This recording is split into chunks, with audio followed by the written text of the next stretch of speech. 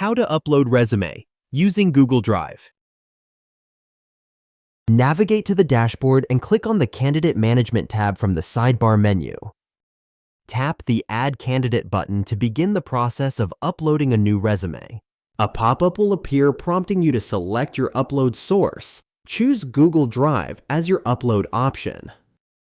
From the drop-down, pick the appropriate job title or designation for which the resume is being uploaded. Hit the Upload from Google Drive button to access your Drive files. Browse through your Drive folders and select the resume file you want to upload. Once you've picked the right file, tap Select to confirm your selection.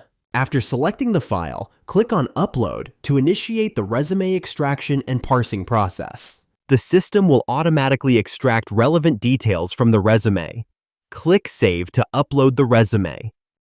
You can now view your uploaded resume by clicking View Profile. Don't let talent slip through the cracks. Let AI do the screening so your team can focus on what truly matters, building real human connections.